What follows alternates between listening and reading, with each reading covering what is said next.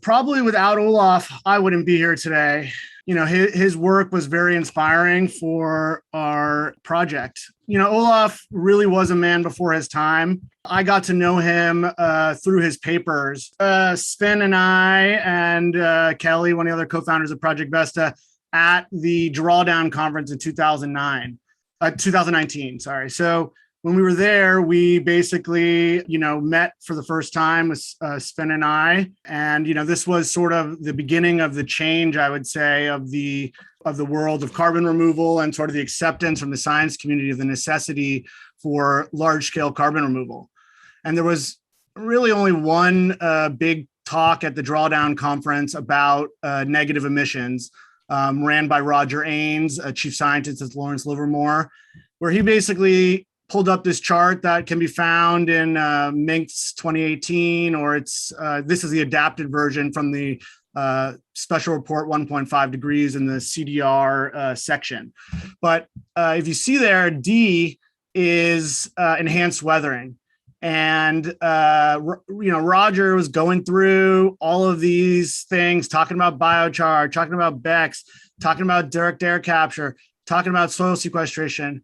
And I raised my hand and I said, Roger, what's going on with D in the middle there? It's got, this graph is showing cost on the left on the y-axis and carbon removal on the x-axis and the potential for gigatons. So if you see DAC there is high price, but lots of gigatons potential. Biochar is low price, but they're saying low gigaton potential.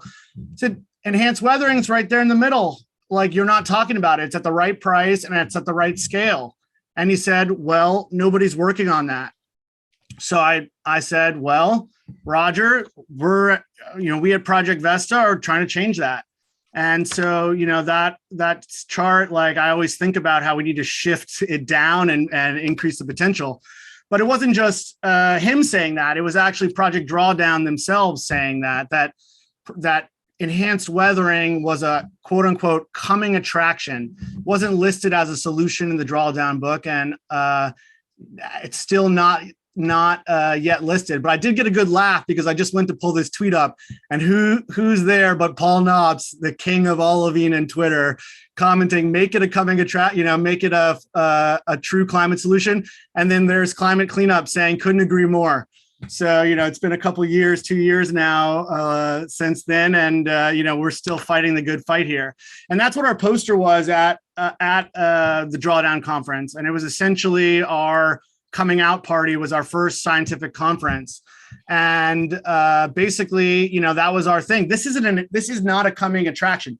Enhanced weathering on its own naturally was doing more carbon removal than all of the other solutions.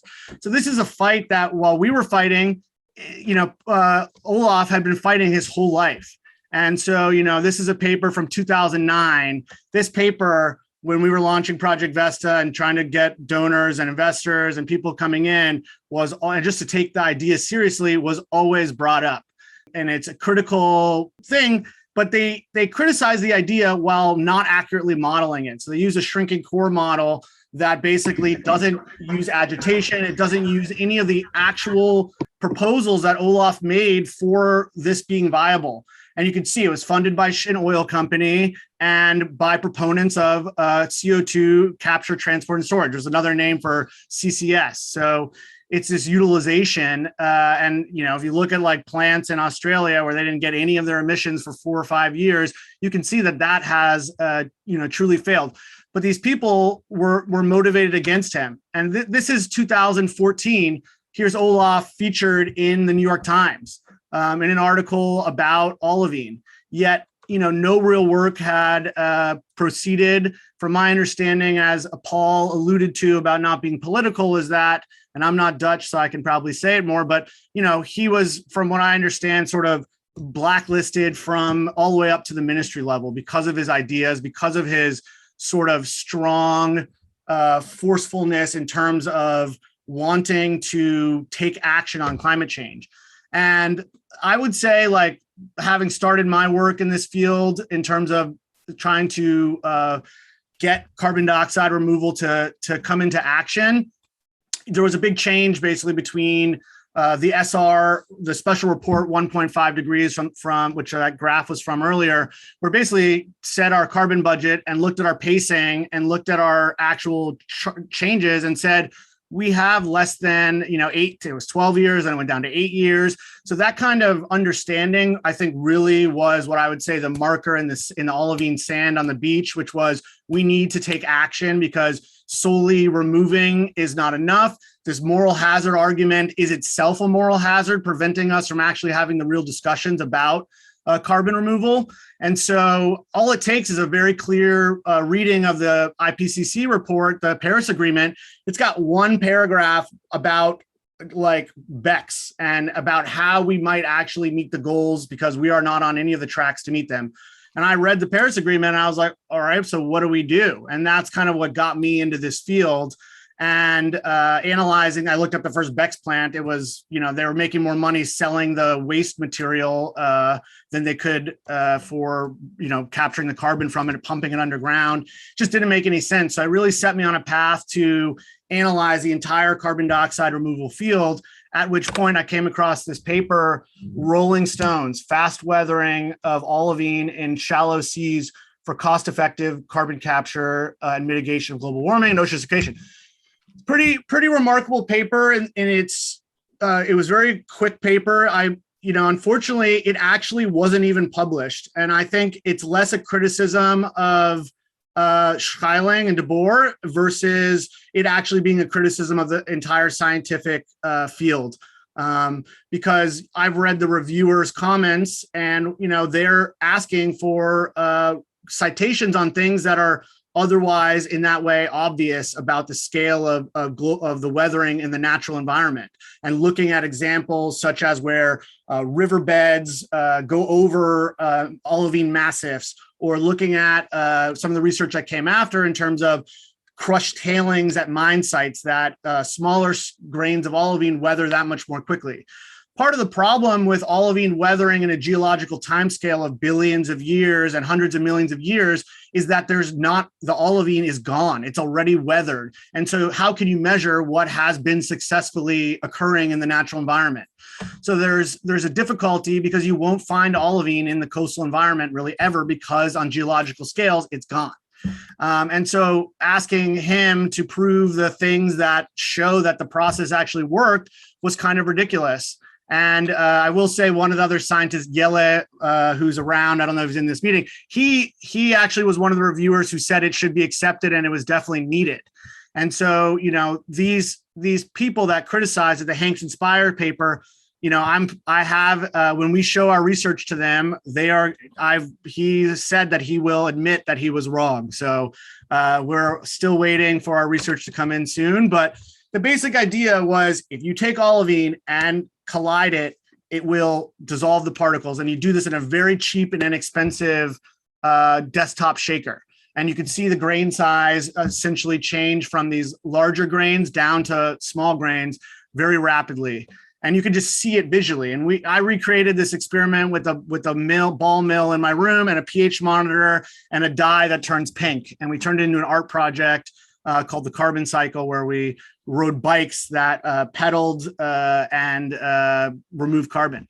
So it's very easy to demonstrate, but it basically was, was this sort of problem of people not wanting to take action. And so that was why Project Vesta was formed, and what sort of allowed us as Project Vesta to be a symbol of solutions that can be put forward. And when we first came out, when we were at that conference, people were really sort of a bit anxious about this moral hazard, about taking action in these different ways. And, by taking measured science, but bringing it together with entrepreneurs, bringing it together with a plans for deployment and scaling and things like that really, are what can help advance the science. Because, and I'll just put this as a note from what I've learned about trying to fulfill the ideas of Olaf, is no one person or man can do it alone.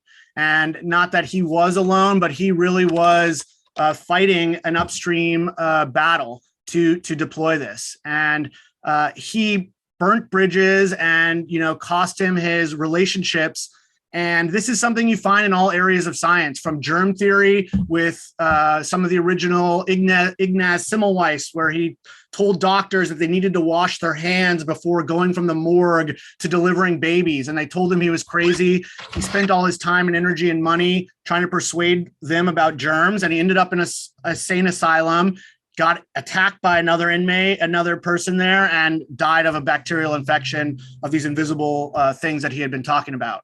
And so it's many times the innovators and the most visionary people are cast aside by those who hold the old guard down. And this occurs in neuroscience with discovery of new neurogenesis. Like, many of the cutting edge discoveries are fought by those whose jobs are dependent on others, like the Shell people, the people funded by Shell, and those. So we have to be careful to listen to criticisms about ideas and concepts, but not to allow them to completely derail projects from doing science. Non-scientific positions end up fighting and slowing science down.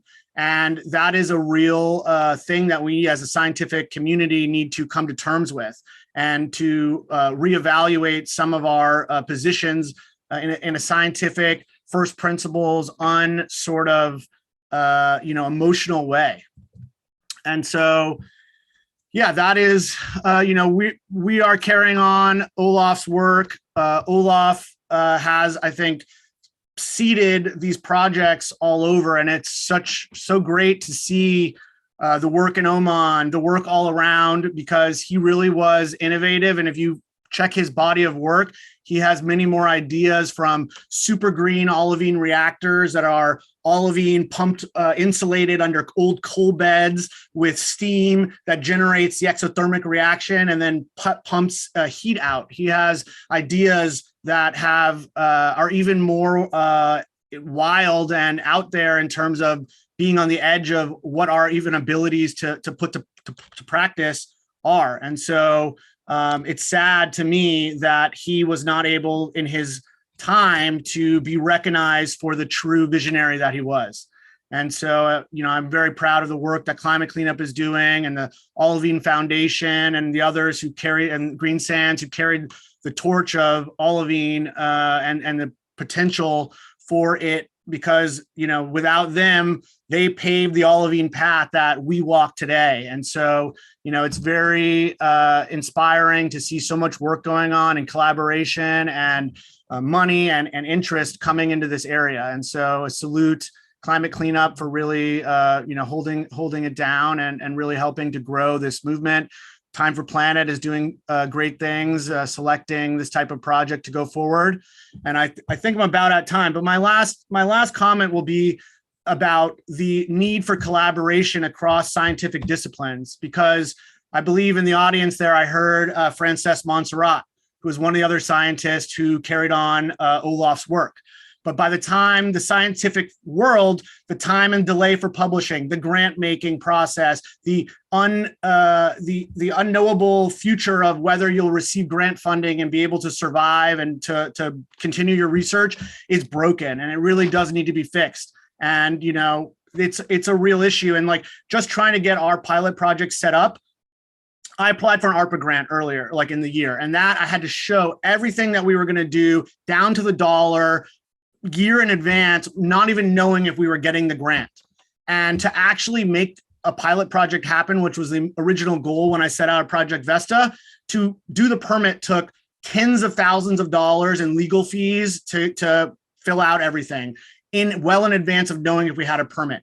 To get set up on the ground with housing, with other scientists, with everybody, it takes people from every different industry, from the geomorphologists, beach geomorphologists, to ecotoxicologists, to mineralogists and geophysicists. It's really not any one man like Olaf that could do it. It really takes a community to do it. And that's why it's so great that this community has come together, because I can see what is happening now, and it's going to yield really great things to come in this field with olivine and other mineralization technologies. So thank you. And the next time you hear someone criticize an idea, remember that the scientific idea is to put it to the test, not to shelve it and to excoriate the messenger. And so I think we should keep Olaf in our minds when we work to turn ideas into legitimate science that is helping to save the world. So thank you.